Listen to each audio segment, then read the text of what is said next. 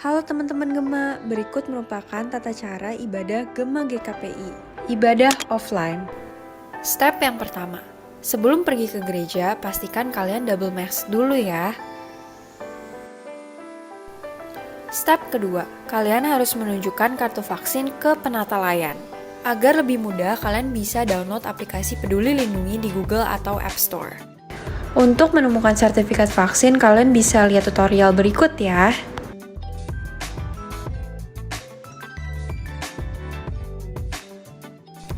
Step yang ketiga, jangan lupa untuk mencuci tangan sebelum masuk ke ruang ibadah.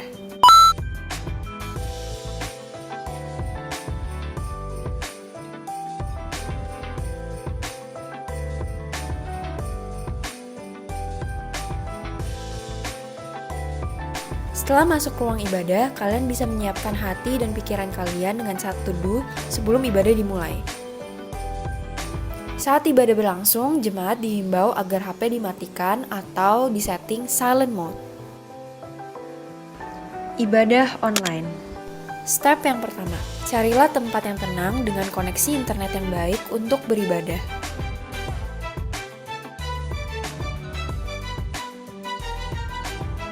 Step yang kedua, saat ibadah online, kami harapkan kalian berpakaian rapi dan sopan seperti selayaknya ibadah offline. Step yang ketiga, kalian bisa join Zoom 5-10 menit sebelum ibadah dimulai untuk mempersiapkan hati dan pikiran. Lalu kalian bisa ubah nama dengan format yang sudah tertera.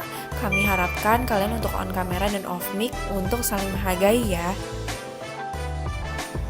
Untuk persembahan dapat dilakukan dengan transfer via QR code. Selamat beribadah Gema, God bless you all, bye-bye.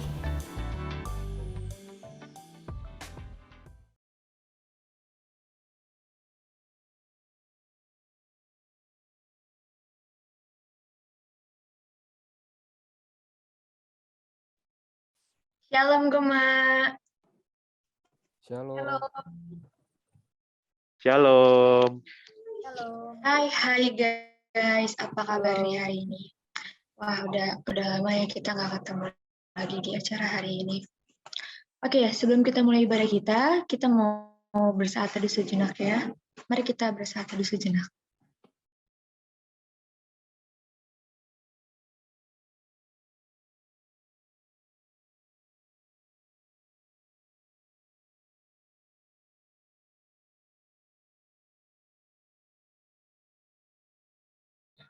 Amin. Oke, jadi hari ini kita tuh kan kayak mau kalau kita lihat dari hari ini tuh kita mau bersenang-senang ya teman-teman. Lebih tepatnya tuh kayak kita mau memuji Tuhan dengan penuh sukacita. Kenapa sih? Karena kan tiap harinya itu Tuhan udah kasih kebaikan ke kita kan. Kita bisa melewati setiap hari-hari itu karena kebaikan Tuhan. Bahkan pagi ini kita ada di sini pun itu karena kebaikan Tuhan. Jadi kita mau mengangkat suatu pujian, bersuka dalam Tuhan sebagai bentuk ucapan terima kasih kita atas setiap harinya yang Tuhan berikan kepada kita.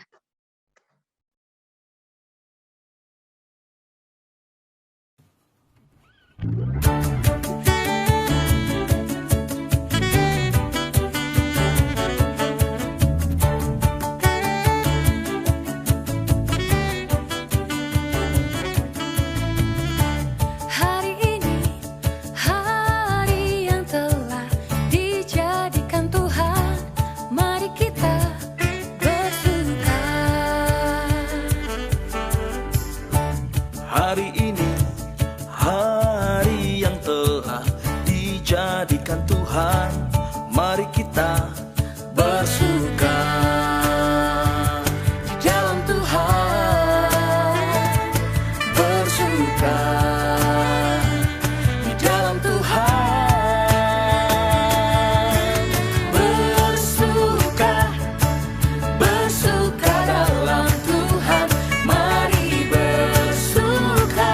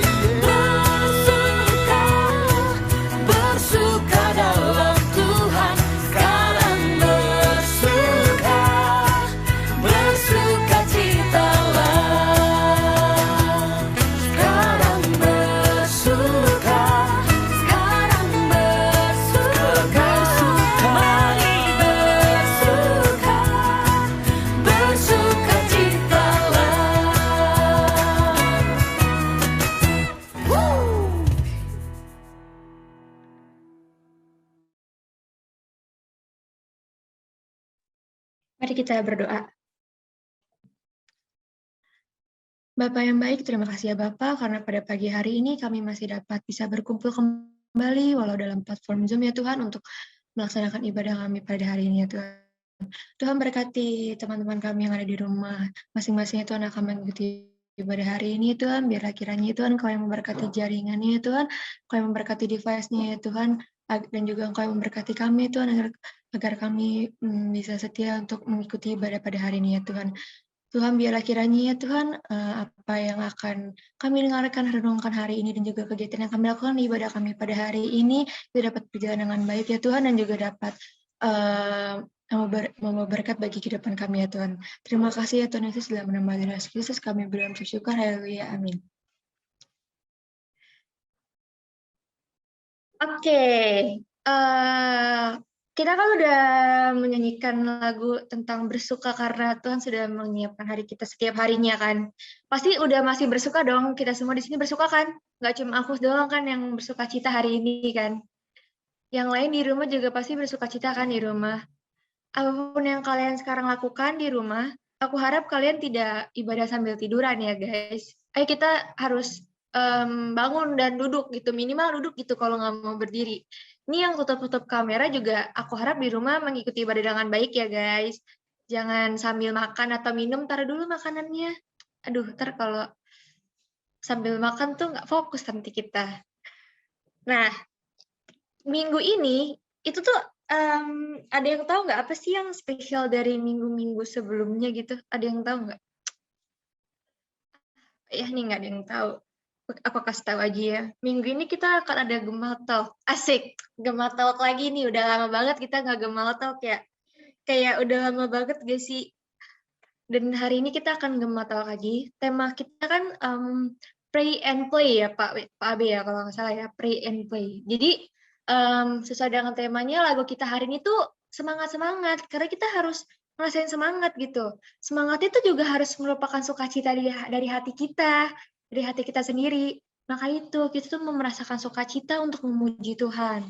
Dan aku harap kalian semua juga masih sukacita ya. Seperti lagu ini, Sukacita Surga.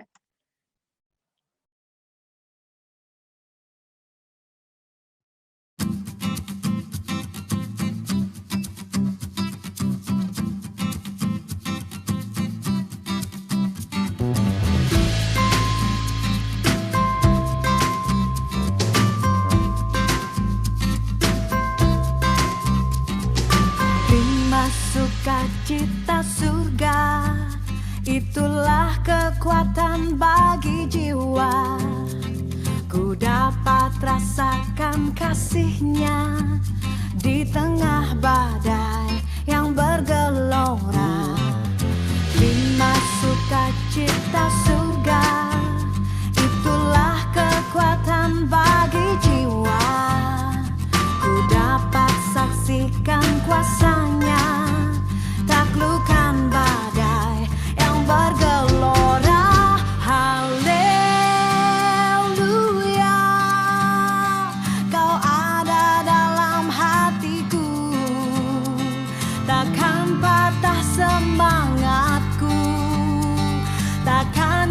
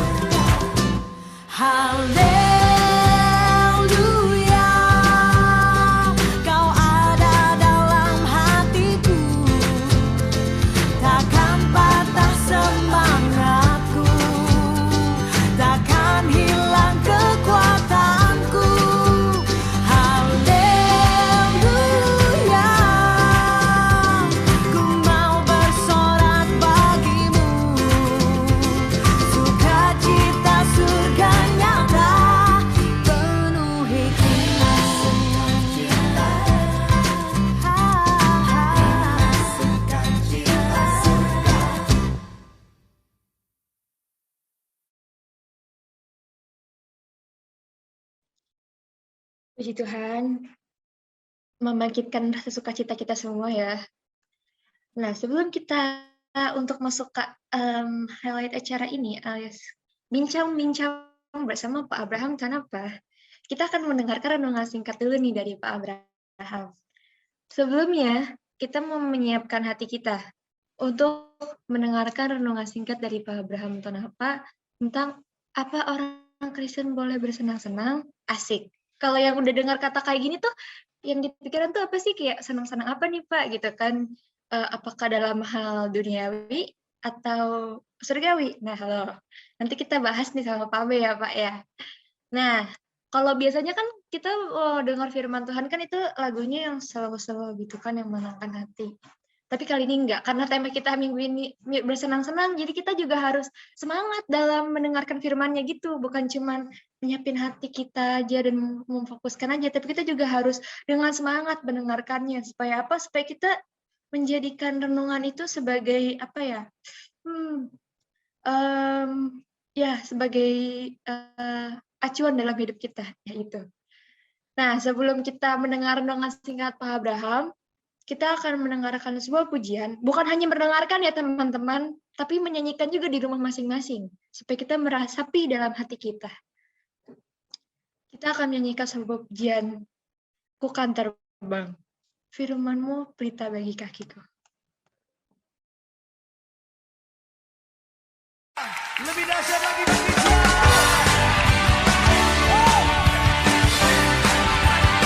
Ku kan terbang bersamamu Tuhan.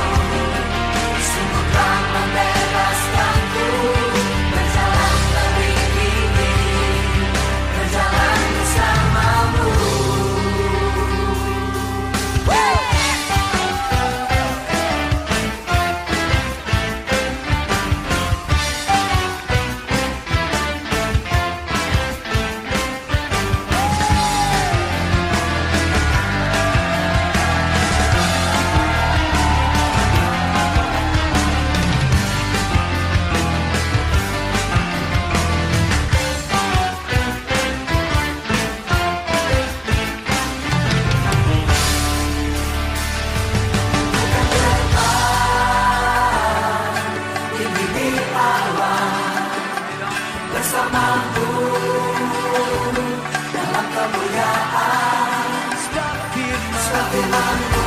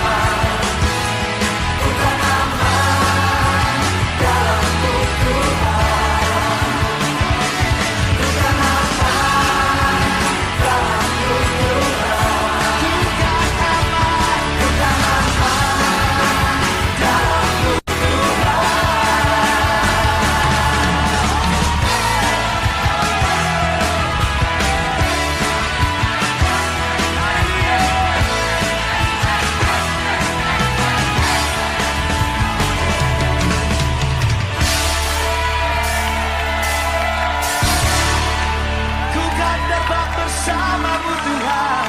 Hey, come on. Lebih dahsyat lagi bagi dia. Kepada Pak Abe dipersilakan.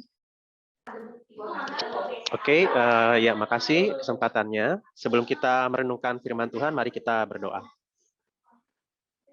Bapa Surgawi, saat ini kami akan merenungkan firman Tuhan. Biarlah Engkau yang memimpin kami, menyiapkan kami, sehingga seperti pujian tadi, firman-Mu menjadi pelita bagi kami, terang bagi langkah kaki kami, meskipun mungkin firman-Mu tidak langsung menerangi ke masa depan kami, langsung 10 tahun ke depan, tetapi setahap demi setahap, biarlah Engkau yang menuntun kami dengan firman-Mu. Pakai hamba-Mu untuk menyampaikan firman-Mu, mohon Kau juga berkati setiap kami, sehingga firman-Mu yang akan kami dengar, itu sungguh-sungguh menguatkan kami, melegakan kami, memulihkan kami, menuntun kami. Dalam nama Tuhan Yesus, kami berdoa dan bersyukur. Amin. Oke, ya teman-teman, selamat pagi menjelang siang ya. Tema kita hari ini adalah pray and play, ya, berdoa dan bermain. Sebelum kita masuk lebih lanjut, teman-teman, saya mau ajak kita untuk melakukan sebuah survei, ya. Ada beberapa pertanyaan, survei kecil-kecilan ya, versi saya. Nanti teman-teman silakan isi ya, silakan jawab. Mungkin dari Ko Kevin bisa share linknya kali ya di apa namanya, di chat ya, di kolom chat di Zoom ini. Nah, jadi teman-teman coba teman-teman jawab ya di surveinya ya, di pollingnya itu, kapan terakhir kali kamu merasa gembira? Ya, ini bebas ya, teman-teman bisa entah hari ini, entah kemarin, entah 10 tahun yang lalu misalnya, ya silakan. Ya, kapan terakhir kali teman-teman merasa gembira? Teman-teman klik itunya, linknya, teman-teman jawab, dan kemudian coba jawab juga pertanyaan ini ya. Apa yang biasanya membuat teman-teman tuh merasa gembira? Apa yang biasanya membuatmu gembira? Ya, jadi teman-teman silakan jawab ini juga. Ini nggak ada benar salah. Intinya teman-teman ya jawab aja seperti yang teman-teman alami, yang teman-teman rasakan. Ya, oke. Nah, yang ketiga, nah ini ya, kapan kamu pernah melihat gambar atau lukisan Yesus yang sedang bergembira? Kapan? Mungkin teman-teman bisa jawab sering atau jarang atau nggak pernah ya, silakan bebas.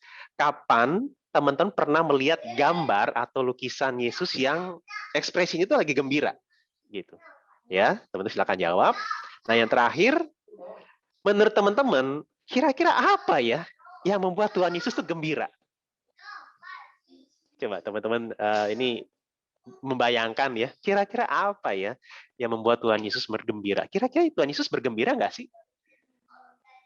Oke, ya teman-teman silakan jawab. Ini jawaban terbuka, tidak akan dikasih nilai dan tidak akan mempengaruhi ujian tengah semester teman-teman. Teman-teman silakan jawab apa adanya ya.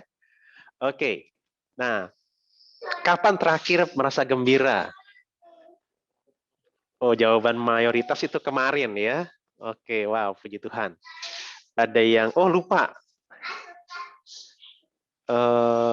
Udah lupa ya karena, oh pagi ini bergembira. Oke, ada yang lupa, ada yang pagi ini, ada yang kemarin. Gembiranya ini kalau lagi bersama ya, bersama dengan teman-teman atau mungkin bersama ya. Oke, tapi bersama siapanya? Ini di sini teman. Oke. Ini jawabannya sudah fix ya, berarti kemarin. Oh, kemarin. Oke. Kapan terakhir kali gembira waktu bermain? Oke, bermain ini memang tidak spesifik ya. Oke. Pagi ini gembira juga ya. Oke, lupa ya beberapa karena ini ya udah lewat waktunya. Oke. Oke, apakah sudah semua menjawab? Berarti puji Tuhan ya, kalau kemarin bergembira ya. Semoga ya hari ini juga bergembira ya. Mungkin mungkin pagi ini belum, siang ini mungkin ongoing proses, ya mungkin nanti sore baru benar-benar ininya ya, ledakan kegembiraannya ya setelah ikut ke Gema hari ini. Oke, next ya. Pertanyaan yang berikutnya, apa yang biasa membuat teman-teman itu merasa gembira? Ada yang, profit, chat. Oke, ini makan. Ini masih makan sendiri. Oh, oke. Wow. Makan sendiri bisa gembira, mantap ya. Oke. Oh, nonton K-drama. Nginep, nonton anime ya. Ini menghasilkan profit. Oke. Kalau menghasilkan uang itu bergembira. Oke, it's okay. Bebas ya jawabannya ya.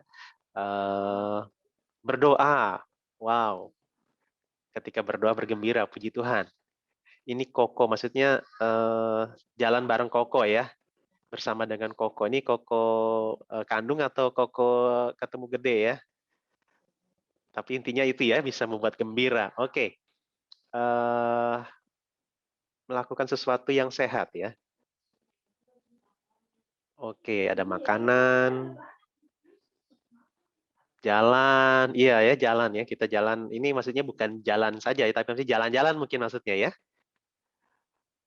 Dan mayoritas itu dua ya, yang membuat teman-teman bisa bergembira adalah ketika mungkin bersama dengan teman atau jalan bareng teman ya. Dua jawaban ini yang terbesar. Oke, jalan bareng-bareng sama teman-teman dan oke, itu yang paling besar. Oke, thank you. Hoki. Lanjut. Pertanyaan ketiga. Kapan pernah melihat gambar atau lukisan Yesus yang sedang bergembira? Oh, sering. Wah, ada yang 36%. Tapi berarti di sini yang jarang tuh 64%. Berarti benar-benar nggak terlalu ini ya. Jadikan itu sebagai satu pemandangan yang biasa ya ternyata ya. Lukisan-lukisan Yesus itu biasanya nggak lagi gembira berarti ya teman-teman ya, yang lebih sering kita lihat ya. Oke, ini hasil surveinya. Thank you. Nah, jadi teman-teman ini satu hal yang perlu kita pikirkan juga nih. Ini masalahnya apa nih? Apa kata kuncinya kita kalau cari di Google Image-nya yang nggak spesifik tentang itu, atau memang nggak ada gambar tentang itu, atau jarang orang yang menggambar tentang itu, atau bingung? Karena mungkin masuk ke pertanyaan keempat. Silakan. Kira-kira apa yang membuat Kristus bergembira? Ya, belajar. Oke, belajar firman, memuji Tuhan. Oke, taat. Kita percaya. Oke, menyembah Bapa ya. Oke. Oke, thank you. Ini jawabannya, ini dan kita maksudnya apa jadi bacanya ya? yang membuat Tuhan Yesus bergembira itu ya kita gitu ya, manusia ya. Oke, oke. Oke, thank you. Nah, ini mungkin jadi jawaban yang mungkin muncul di pikiran kita ya, sehingga mungkin agak sulit membayangkan kalau Yesus itu kira-kira bergembira. Nah, kalau kira-kira Yesus ya melakukan aktivitas secara jasmaniahnya di dunia ini saat ini, kira-kira kalau dia ke Starbucks dia gembira nggak ya? Nggak tahu ya ternyata ya, kita nggak bisa pastikan. Oke, thank you untuk surveinya. Nah, teman-teman, ini satu hal yang menarik ya, bahwa kalau kita lanjut kembali ke slide saya, ketika kita membayangkan tentang kegembiraan, sukacita, antara sukacita yang kita lakukan dalam aspek umum, tiba-tiba menjadi hal yang berkurang ketika kita mencoba memasukkan kata kegembiraan, sukacita ke dalam lingkup kehidupan kerohanian kita. Nah, padahal, silakan lanjut slide-nya. Ada seorang penulis Kristen bernama C.S. Lewis mengatakan, joy is the serious business of heaven. Jadi sukacita itu adalah bisnis yang serius bagi kerajaan sorga.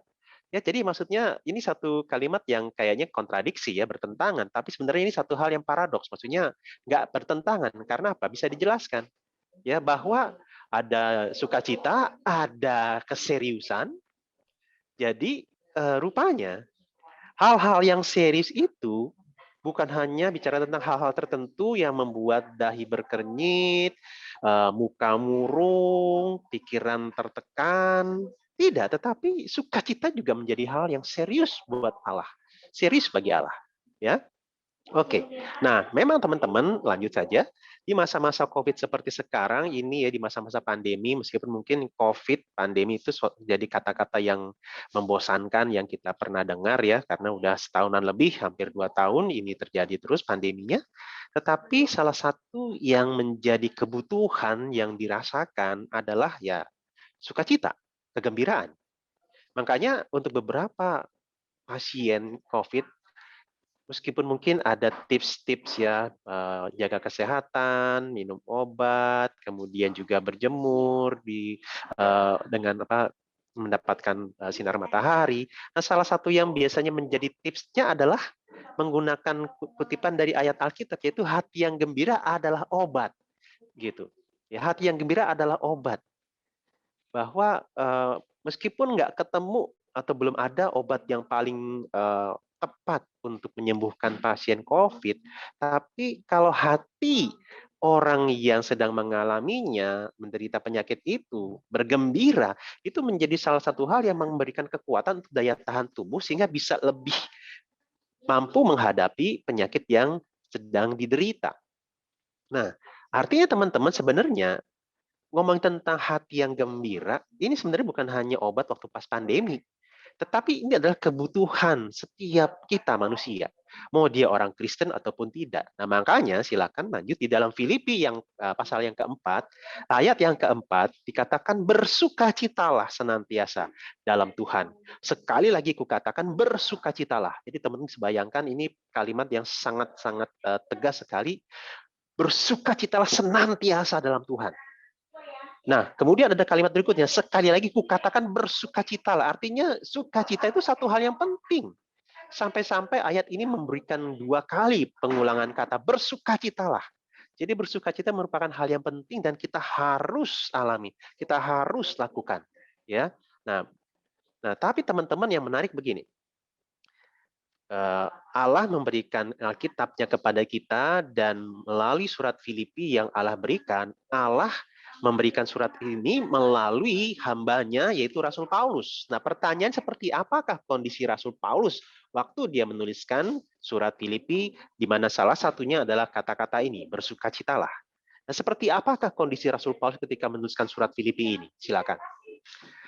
Ada beberapa hal ya, saya tidak menjabarkan semuanya, tetapi beberapa hal. Yang pertama, di dalam Filipi 1 ayat 12-13 dikatakan, aku menghendaki saudara-saudara supaya kamu tahu bahwa apa yang terjadi atasku ini justru menyebabkan kemajuan Injil, sehingga telah jelas bagi seluruh istana dan semua orang lain bahwa aku dipenjarakan karena Kristus. Nah, jadi Paulus yang mengajak untuk pembacanya, mengajak kita untuk bersukacita. Seperti apa kondisinya? Dia lagi di penjara, teman-teman. Ini beneran penjara ya, bukan di penjara hati ya yang lagi tertawan karena cinta, bukan. Ini di penjara karena Kristus. Jadi karena dia taat kepada Tuhan, karena dia memberitakan Injil Tuhan, dia ditangkap. Dia ditangkap di penjara. Nah, siapa di sini yang masih bisa bersukacita? Siapa di sini yang senang kalau di penjara? Nah, lanjut.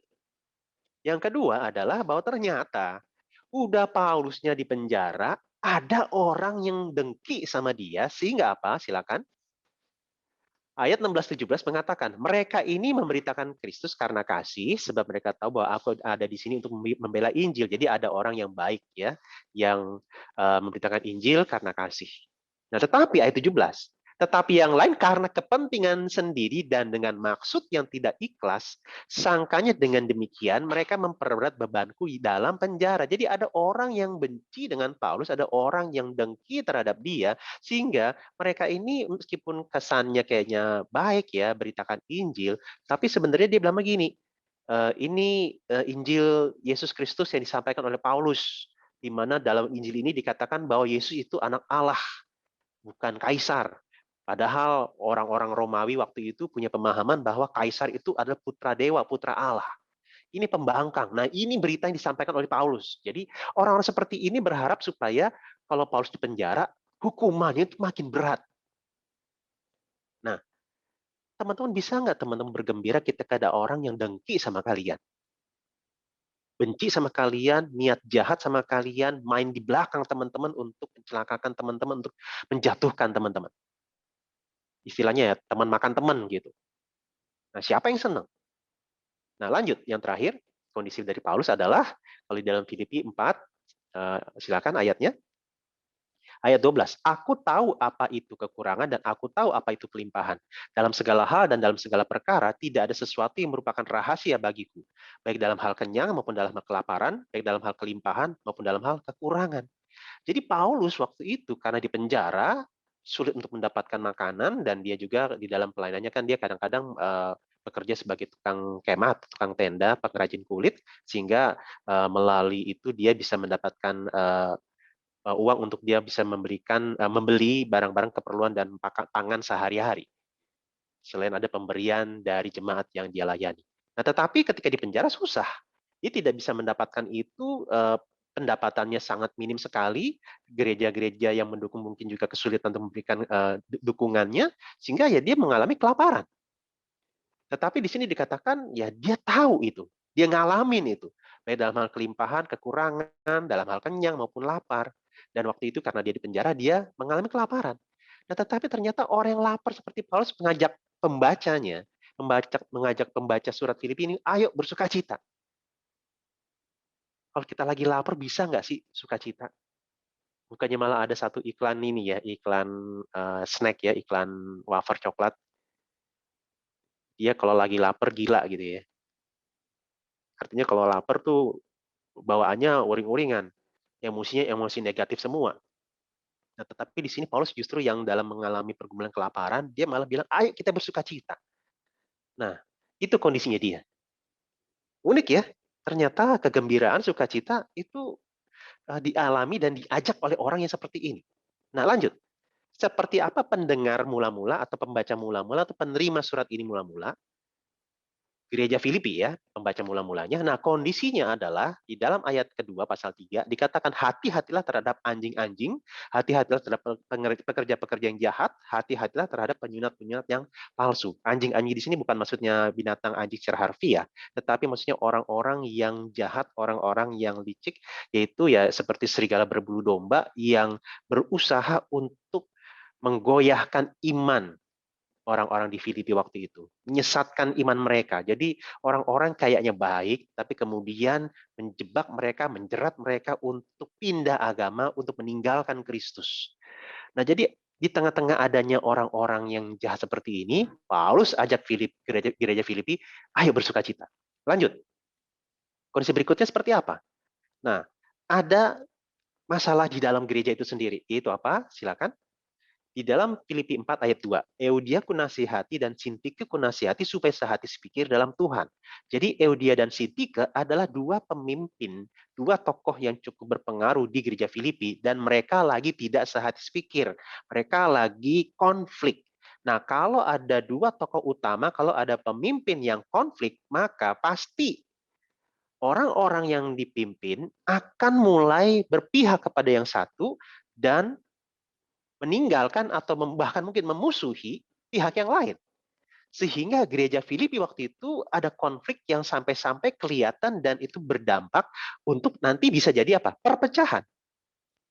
Nah, gereja yang lagi mau pecah begini, gereja yang lagi berantem ini, Paulus ajak, ayo bersuka cita. Bisa nggak tuh? Kita lagi berantem, terus gembira, sukacita. Nah, lanjut lagi yang terakhir. Kondisi yang terakhir dari gereja Filipi, yang mau saya bukakan. Nah, di dalam 2 Korintus 8 ayat 1 dan 2, saudara-saudara, kami hendak memberitahukan kepada kamu tentang kasih karunia yang dianugerahkan kepada jemaat-jemaat di Makedonia. Selagi dicobai dengan berat dalam pelbagai penderitaan, sukacita mereka meluap. Dan meskipun mereka sangat miskin, namun mereka kaya dalam kemurahan. Nah, gereja Filipi adalah gereja yang terletak di provinsi Makedonia. Gereja ini gereja miskin secara materi, secara ekonomi, secara keuangan. Tetapi mereka sangat murah hati. Tetapi intinya Paulus mengatakan bahwa gereja Filipi ini yang saya mau ajak untuk bersukacita ini, mereka juga sedang dalam kondisi yang mirip dengan saya, yaitu dalam kondisi yang tertekan. Ada berbagai penderitaan yang mereka alami, dan mereka juga miskin secara materi. Nah, kira-kira gimana caranya nih? Kita bisa bersukacita kalau kayak begini kondisinya. Nah, jadi teman-teman makanya tadi saya tanya dulu. Kira-kira biasanya kita sukacita, kira-kira kita biasanya bergembira kalau ngapain? Kalau dalam kondisi seperti apa? Nah, ternyata baik Paulus maupun gereja Filipi mengalami kondisi dalam situasi yang sepertinya tidak seperti yang teman-teman sebutkan tadi di awal. Nah, karena itu teman-teman kita akan belajar tentang sukacita versi Alkitab, sukacita menurut firman Tuhan. Nah, jadi teman-teman ini yang menarik. Ketika dikatakan bersukacitalah, berarti itu adalah kata perintah. Bersukacitalah, perintah. Nah, teman-teman, biasanya sukacita menurut kita itu adalah perasaan. Saya merasa happy, saya merasa senang, saya merasa gembira. Jadi kegembiraan, sukacita itu biasanya berkaitan dengan perasaan. Nah, tetapi teman-teman di sini dikatakan bersukacitalah. Artinya apa? Lanjut. Bahwa sukacita yang diajak untuk kita lakukan dan alami itu bukan sukacita yang dibatasi dan bergantung pada perasaan. Jadi maksudnya kira-kira begini, bersukacitalah meskipun kamu sedang tidak merasa bersukacita. Bersukacitalah bahkan ketika kamu merasa sedih dan berduka cita. Karena kalau sukacita berdasarkan perasaan, perasaan itu meskipun itu baik, tetapi perasaan itu tidak bisa kita atur.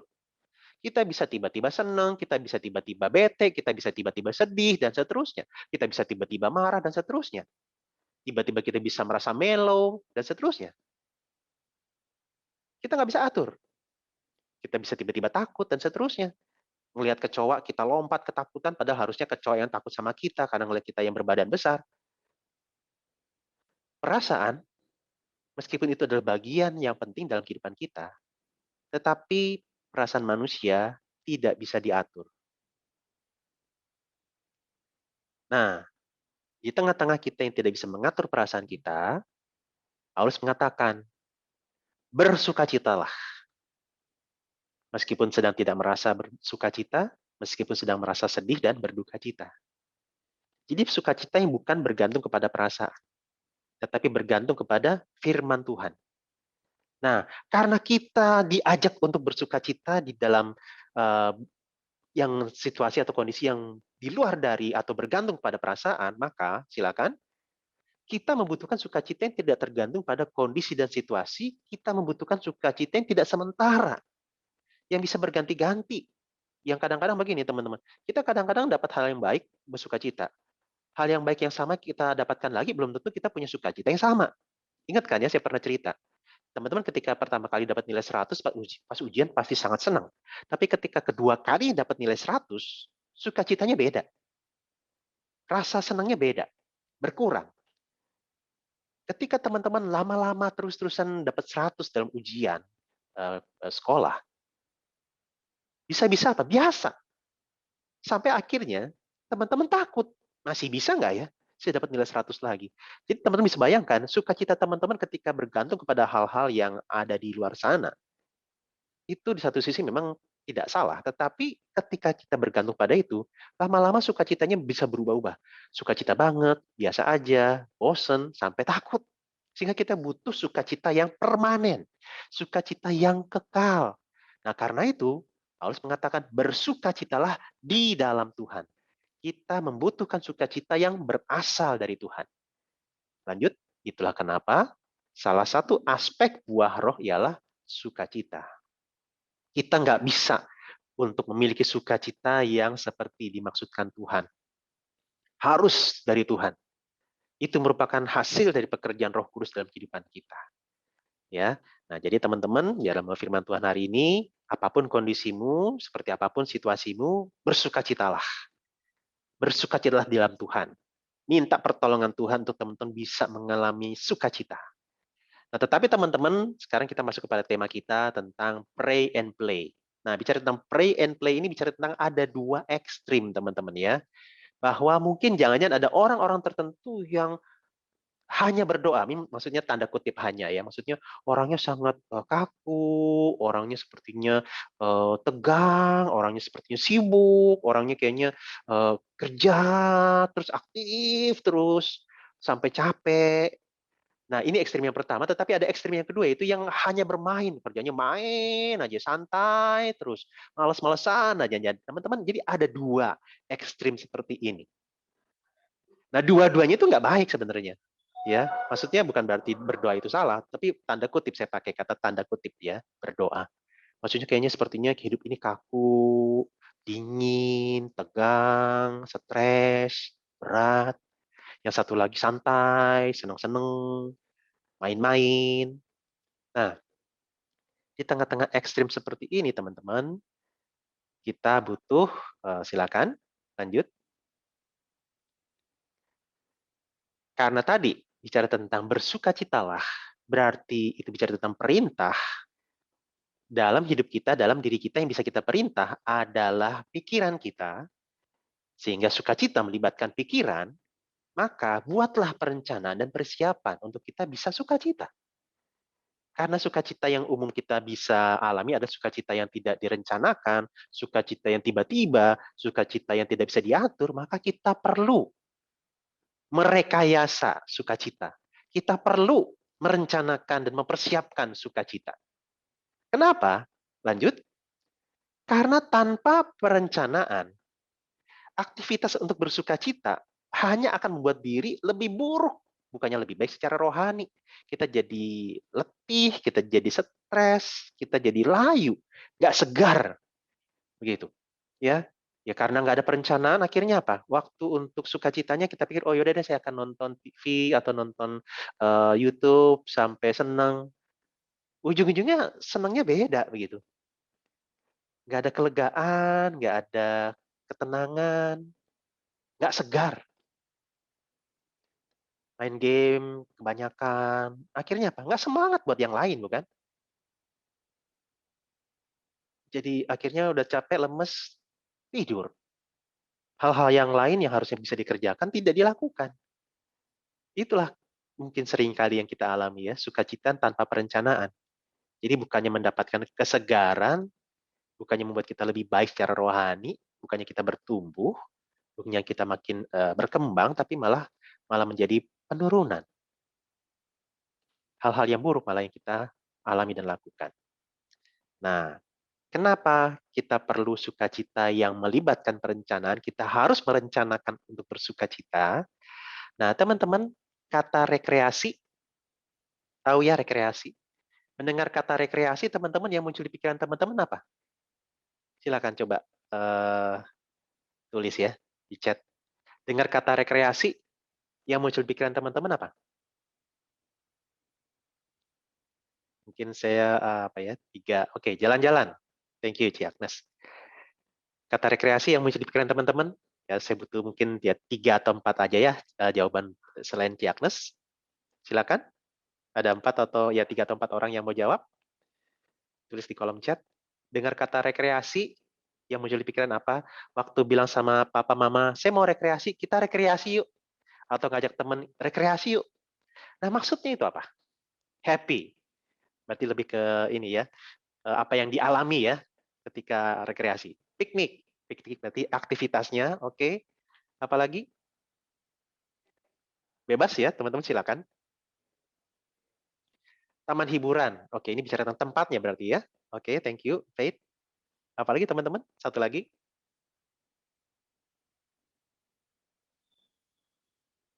Ada yang mau jawab?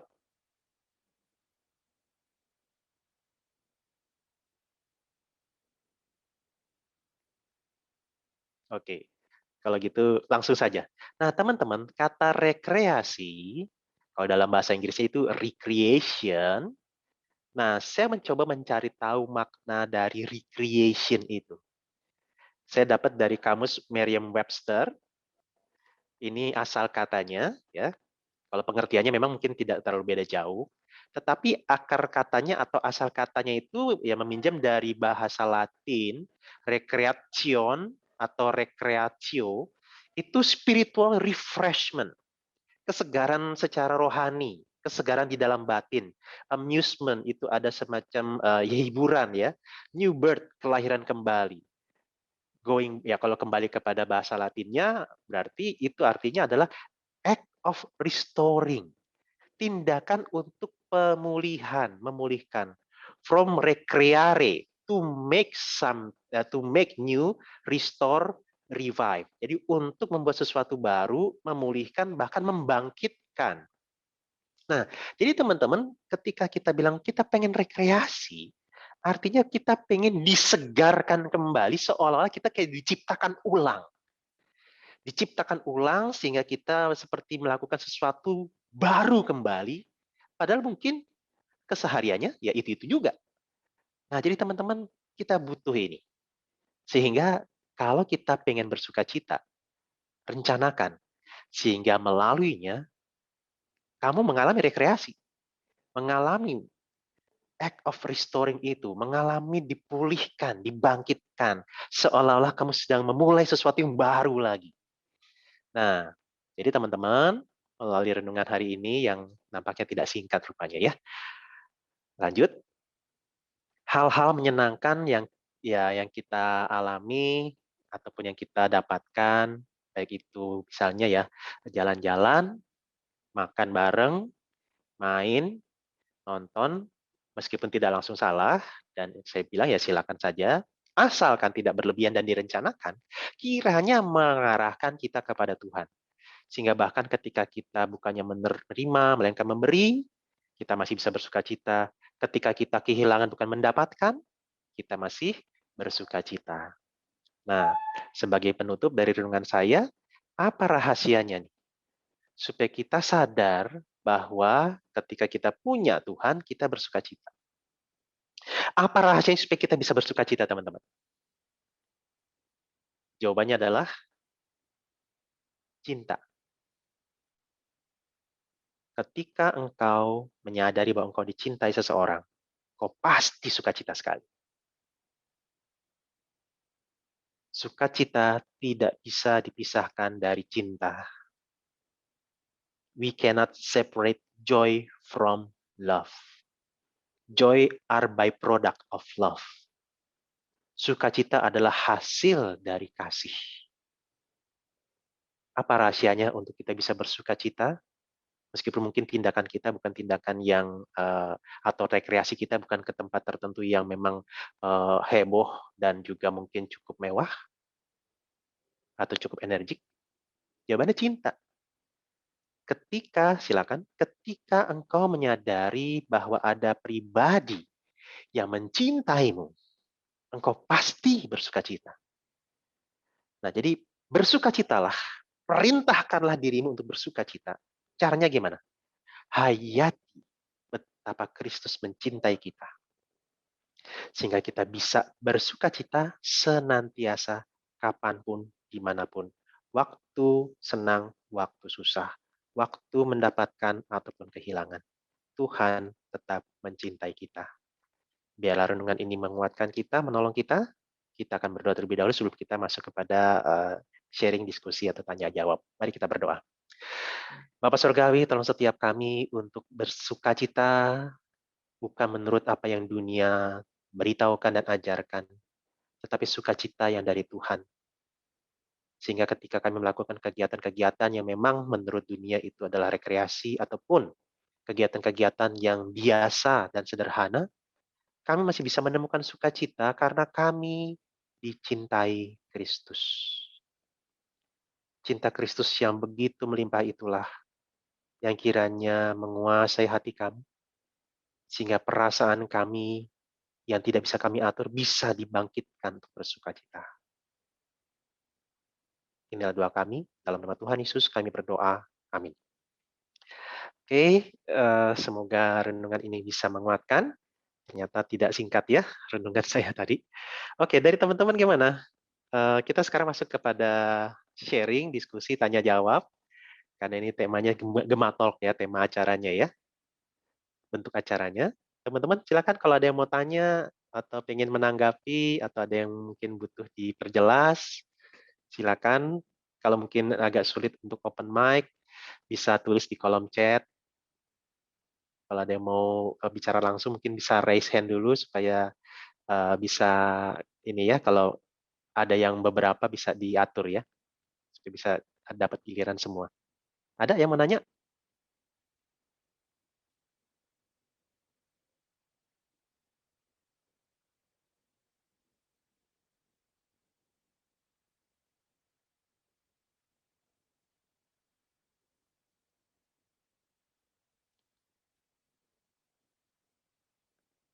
Ada yang masih bingung dengan apa yang dibagikan? Atau ada yang masih bingung, kurang jelas? Oke, ya, thank you Devani untuk responnya.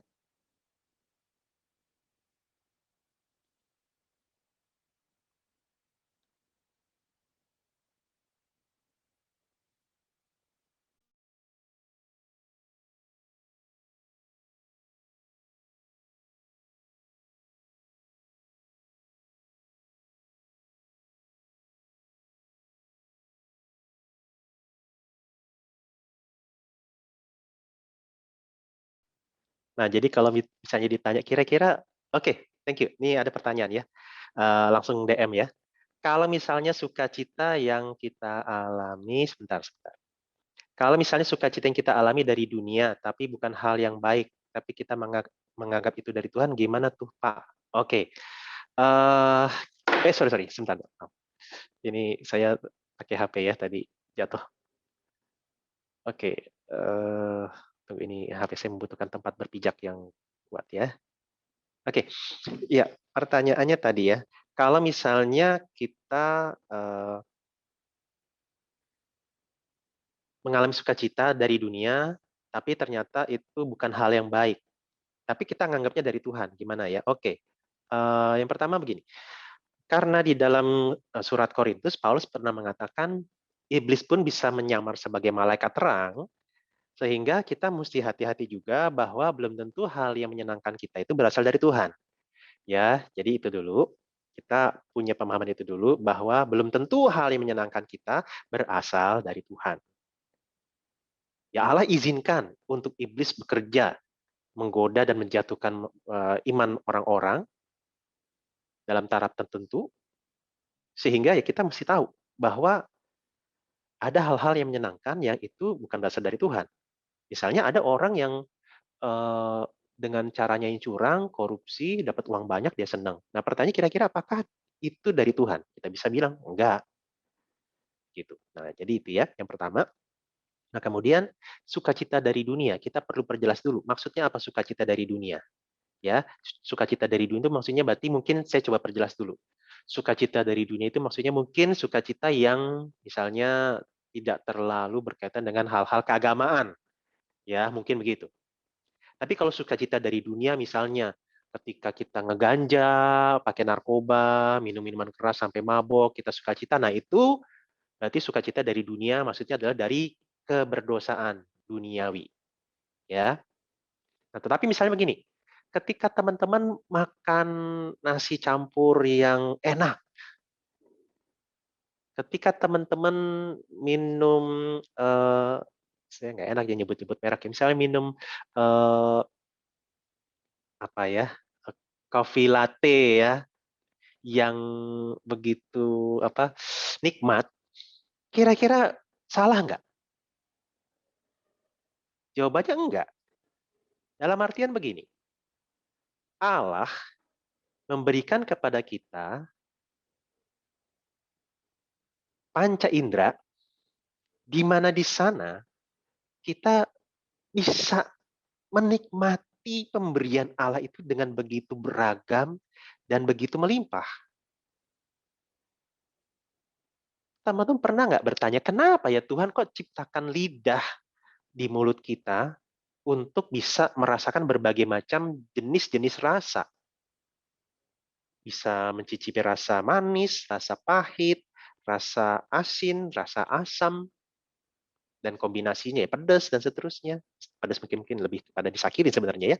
Nah, tetapi teman-teman, kenapa Allah berikan kita lidah yang bisa mencicipi berbagai macam rasa? Kenapa Allah nggak kemudian bikin kita itu mulutnya kayak corong tangki itu, motor sama mobil. Dan kita kalau makan tinggal colok aja itu ya, selang ke mulut kita, terus ya udah keluar infus yang isinya adalah kandungan-kandungan vitamin A, vitamin B, vitamin C, mengandung protein, mineral, dan seterusnya. Kenapa nggak begitu aja? Nah, artinya teman-teman ada hal-hal yang Allah sediakan di dunia ini untuk kita nikmati. Dan kita bisa bersuka cita ketika makan buah pir, makan buah apel, ketika kita minum coffee latte, ketika kita makan bakmi bakmi ya, B2 gitu. Kita bisa nikmatin, silakan. Tinggal permasalahannya adalah apakah sukacita itu membuat kita menjadi sukacita yang kita kecanduan berlebihan dan kita nggak mengalami kesegaran. Itu ya. Nah, jadi maaf pertanyaannya dijawab dengan agak panjang. Jadi teman-teman itu ya, kita bedakan dulu asalnya dari mana, dan ketika itu bukan dari Tuhan ya kita hindari. Nah, tetapi ada hal-hal yang dari Tuhan dan itu bukan hanya bersifat keagamaan saja. Jadi saya bisa bayangkan ketika Yesus diundang untuk makan bersama dengan pemungut cukai itu kan pemungut pajak, pasti mereka orang kaya raya, jamuannya pasti mewah. Yesus pasti makan dengan penuh kenikmatan, dia nikmati jamuan makan yang diberikan.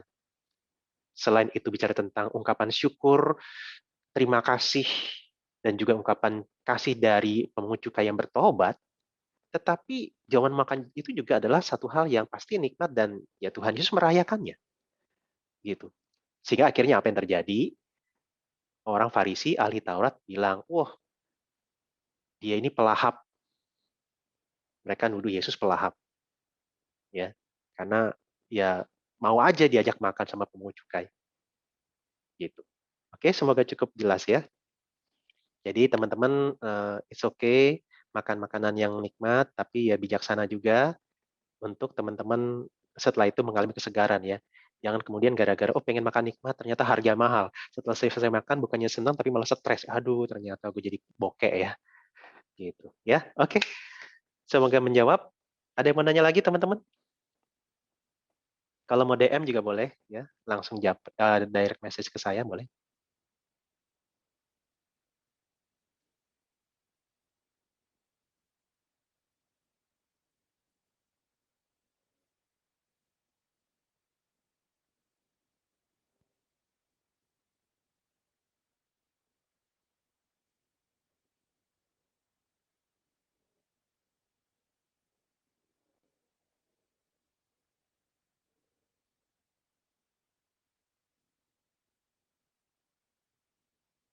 Masih ada yang mau bertanya?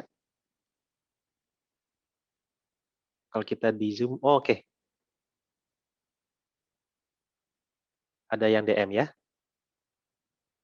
Kalau kita di Zoom nggak ada tulisannya lagi typing ya. Oke, thank you. Ada pertanyaan direct message ya ke saya. Bagaimana caranya seseorang dapat menemukan kebahagiaan yang abadi di dunia, bukan sukacita semu yang hanya sesaat? Apakah bisa seseorang mendapatkan kebahagiaan yang abadi di dunia? Jawabannya bisa. Kita bisa menemukan kebahagiaan yang abadi di dunia. Yaitu apa? Yaitu Kristus. Kebahagiaan abadi itu adalah Kristus. Ketika kita mempercayai Kristus sebagai Tuhan dan Juru Selamat, ketika kita menyadari bahwa kita dicintai oleh Kristus, yaitu tadi, joy, happiness, itu adalah byproduct of love. Jadi kita bisa mengalami sukacita yang abadi itu. Bahkan ketika kita hidup di dunia ini, ketika kita masih di dunia, gitu, ya. Jadi setiap kali kita mengalami hal-hal yang baik, kita bersukacita itu wajar. Tetapi ya tadi ya, bahwa sukacita itu bisa turun naik, bisa lama-lama berkurang. Nah, ketika kita menyadari bahwa sukacita yang terbesar itu, yang abadi itu ada dalam Kristus, maka itu akan menyegarkan kita kembali. Ketika kita jatuh dalam dosa, ketika kita gagal, ketika kita mengalami duka cita, ketika kita kehilangan, ketika kita sedih, ketika kita mungkin lonely, kemudian kita ingat bahwa Tuhan Yesus mencintai kita, apapun adanya kita, itu akan menyegarkan kita. Meskipun kita sendiri, kita nggak merasa lonely, dan seterusnya. Itu ya. Jadi kita bisa mendapatkan itu. Ya, sukacita dari Kristus dan di dalam Kristus. Sehingga ketika melakukan hal yang menyenangkan menurut orang pada umumnya, tetapi dilakukan di dalam interaksi yang dekat dengan Tuhan, itu sukacitanya berbeda. Nah, jadi ya mungkin agak sedikit panjang jawaban saya. Saya mengingat sharing dari satu orang yang pernah saya layani. Jadi waktu itu saya praktik pelayanan di satu tempat rehab narkoba. Di sana para pecandu sedang direhab untuk bisa nanti dilatih dan kembali ke masyarakat.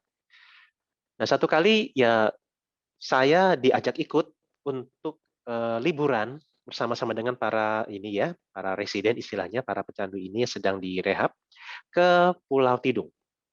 Nah, jadi kami sama-sama ke sana, termasuk ada pengawasnya, ada pembinanya. Jadi ini tempat rehab narkoba yang berbasis kekristenan. Jadi kami diajak ke Pulau Tidung dan kemudian kami bisa ya senang-senang di sana, berenang, jalan-jalan, dan terus ada renungan malam, ibadah malam. Nah, kemudian setelah kami selesai ibadah, kasih kesempatan mereka cerita, ngobrol, sharing, ada satu yang bilang, bener loh, beda ya kalau kita sukacitanya di dalam Tuhan tuh rasanya beda. Kenapa? Karena ini keluar dari mulut seorang yang pecandu narkoba, di mana dulu dia dengan uangnya, dengan kebebasannya, dia pengen sukacita. Dia pengen dapatkan sukacita dengan berbagai cara, dengan uangnya yang cukup banyak waktu itu. Dia pengen mendapatkan sukacita melalui narkoba yang dia coba konsumsi. Ternyata begitu dia menjalaninya di dalam Tuhan, bersama-sama dengan komunitas anak Tuhan, sukacitanya beda. Sukacita yang menyegarkan, bukan sukacita yang membuat rasa bersalah, bergumul, takut, tertekan, khawatir. Nah itu ya, semoga bisa membantu. Jadi tetap kita diajak bersukacita dalam Tuhan, dan ada tetap batasan-batasan juga yang kita perhatikan ya. Makanya ada perencanaan dan persiapan. Oke, itu teman-teman ya. Jadi kita tidak menyangkali, kita bisa gembira ketika makan enak, ketika tamasya ke luar kota, ke tempat yang menyenangkan. Tapi kalaupun itu tidak kita lakukan, kita tidak bisa dapatkan, kita masih tetap bisa bersukacita karena itu tadi.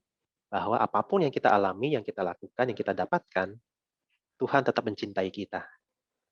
Cintanya begitu besar, sebesar pengorbanannya, rentangan tangannya di kayu salib.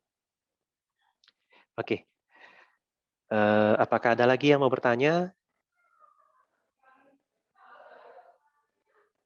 Oke, ada yang bertanya DM ya. Kak, aku mau tanya, menurut kakak ada nggak sih orang yang kelihatannya sukacita, senang terus, tapi ternyata aslinya dia nggak bisa bahagia, Kak? Dan menurut kakak alasannya apa? Oke, thank you untuk pertanyaannya. Jadi eh, ada orang yang kelihatannya sukacita, oh banyak, banyak, ada ya. Jadi kelihatannya secara tampilannya sukacita, happy, tapi di dalamnya enggak, itu ada. Nggak cuma satu, banyak. Dan bahkan bisa jadi itu dilatih. Kenapa? Karena dulu pernah ada satu kawan saya, dia sempat waktu itu dia kerja di satu tempat dan di situ ada pelatihan untuk karyawannya. Salah satunya adalah pelatihan khusus kepribadian di mana di situ kita dipermak gitu, bukan di apa kita di apa ya? Bukan kita, mereka ya, mereka itu waktu pas pelatihan itu dilatih, dibimbing, diarahkan untuk ibaratnya teriak-teriak I will be enthusiastic. Jadi benar-benar ibaratnya kayak mensugesti diri, menyemangati diri gitu. Terus kita itu harus senyum, jangan pasang muka cemberut. Siapa yang akan tertarik dengan kita, siapa yang akan berespon positif terhadap kita kalau kita mukanya muka cemberut. Jadi kita harus senyum gitu. Ya itu mau nggak mau kita dipaksa untuk seperti itu, ya.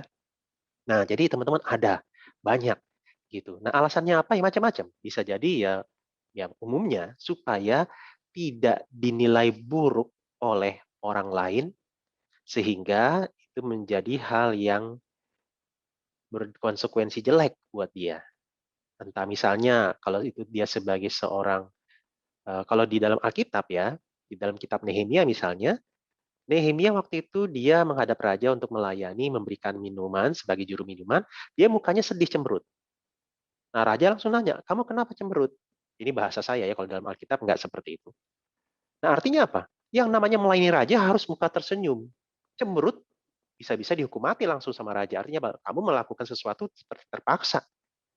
Nah, jadi artinya kita bisa menampilkan wajah yang sepertinya bahagia, padahal tidak, karena takut mendapatkan penilaian buruk dari orang lain, sehingga bisa mendapatkan konsekuensi yang jelek nantinya. Entah dijauhi, entah mengalami kesulitan bekerja, entah itu susah dapat klien, dan seterusnya. Kalau misalnya pacaran muka cemberut juga bisa-bisa diputus, dan seterusnya. Gitu ya. Itu. Jadi alasannya itu. Ya. Nah, tetapi kalau teman-teman pernah eh, tahu film Inside Out, ada yang pernah tahu filmnya? Film kartun Inside Out.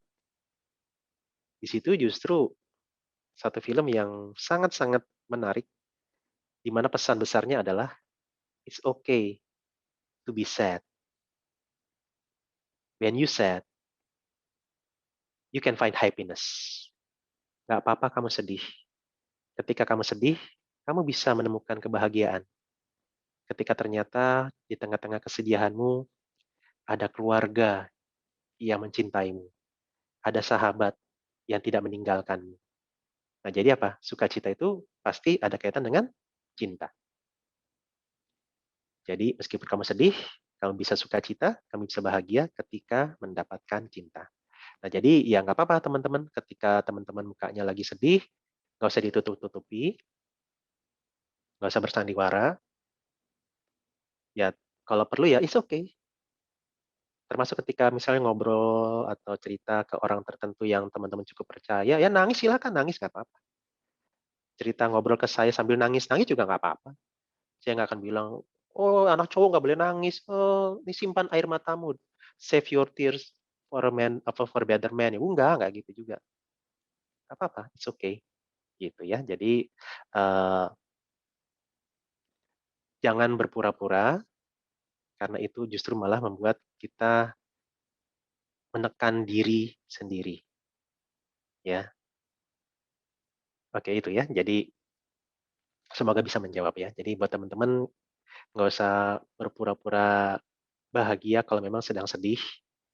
Tetapi kebahagiaan yang dimaksud kiranya ketika engkau menyadari engkau dicintai Tuhan itu menolong.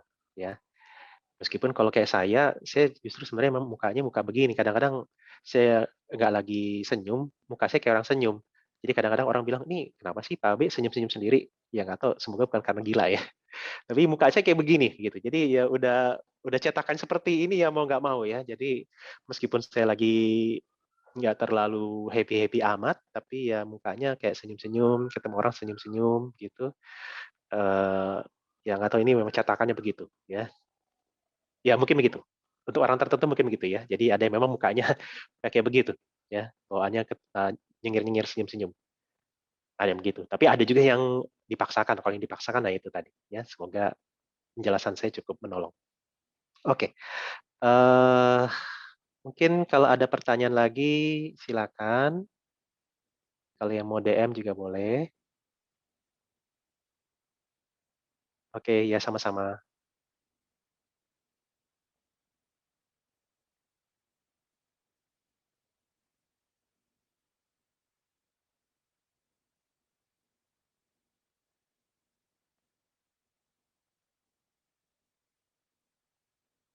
Ya, karena kita ini ya, banyak kali karena budayanya budaya patriarkal, budaya bapak, garis bapak, cowok, cowok itu harus maco, kuat, nggak boleh nangis. Jadi dari kecil pun suka dibilang, anak kecil, anak cowok nggak boleh nangis. Nah, padahal itu justru sebenarnya menekan perasaan yang harusnya bisa diekspresikan ya. Oke. Jadi tapi bukan maksudnya ya dikit-dikit nangis ya. Ntar kayak SpongeBob ya. 24 jam bisa berpuluh-puluh kali menangis. Sampai Squidward ingin ini bertaruh dengan SpongeBob gara-gara itu. Kalau nggak tahu kisahnya silakan nonton. Kalau nggak tertarik ya nggak apa-apa. Oke. eh Kalau ada yang mau bertanya silakan. Kalau tidak mungkin kita tutup ya untuk sesi ini diskusi atau tanya jawabnya. Ada lagi kah? Mungkin terakhir satu orang kalau ada yang mau bertanya.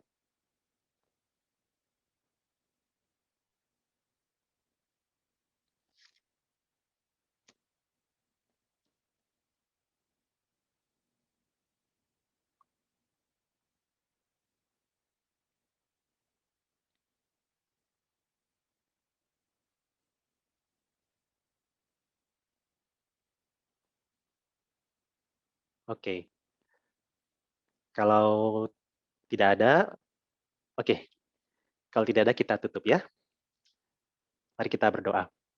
Bapak Surgawi, terima kasih untuk kesempatan kami bisa berbagi, bercerita, bertanya, dan juga mendiskusikan agar kami bisa mengalami firman-Mu pada hari ini.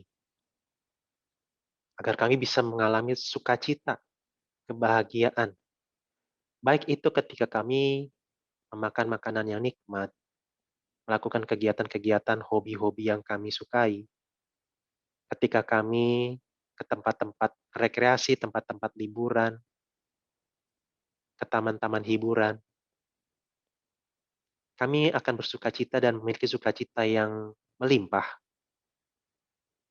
Namun ketika kami tidak mendapatkan hal-hal tadi, khususnya karena kami mungkin masih dibatasi berkaitan dengan pencegahan penularan virus corona, kami harus berada di rumah, kami masih bisa tetap bersukacita. Bermain game, nonton drakor, itu pun bukan hal yang langsung salah. Selama kami melakukan persiapan dan perencanaan yang baik, kami lakukan di dalam ketaatan kepada Tuhan, bukan di dalam keserakahan dan kekhawatiran, kami akan mendapatkan kesegaran. Tetapi bimbing kami juga, agar jangan sampai kami memilih untuk mencari sukacita kepada hal yang jelas-jelas salah dan malah membahayakan.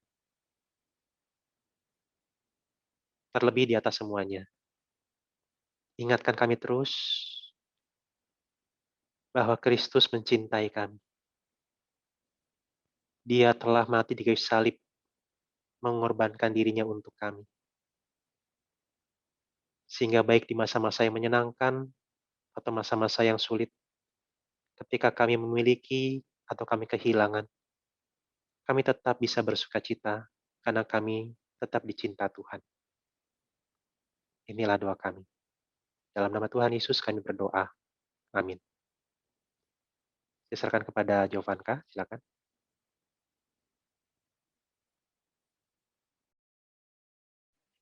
Ya, terima kasih Pak Abe untuk renungannya dan juga untuk diskusi kita hari ini.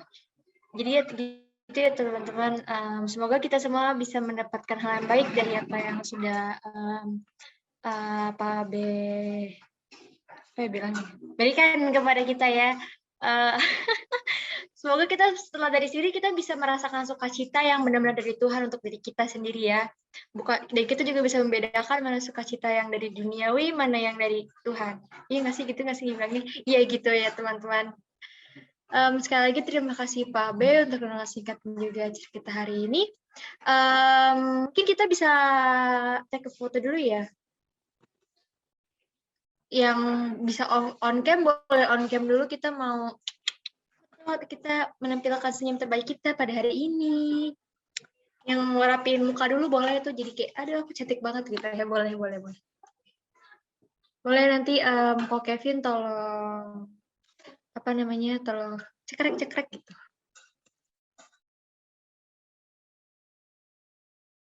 Yang bisa di on cam, Maya di on cam dulu.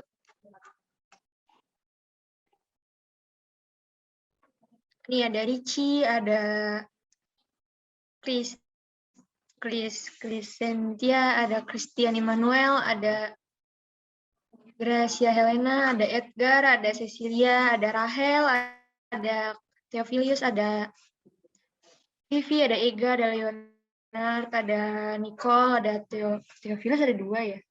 Boleh dibuka dulu kameranya yang bisa. Tunjukkan senyuman terbaik kalian, kawan. Ini masuk dokumentasi nih,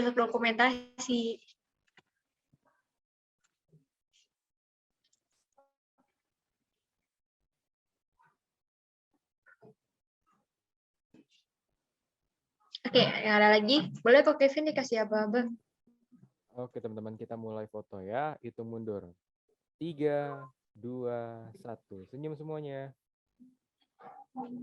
Oke, sebentar. Oke, sekali lagi. 3, 2, 1. Senyum. Oke, terima kasih teman-teman. Terima kasih teman-teman untuk hari ini. Semoga ya itulah semoga terus tadi saya kayaknya ya. Ya, selamat hari Minggu dan selamat beraktivitas seperti biasanya. Boleh live ya guys. Thank you.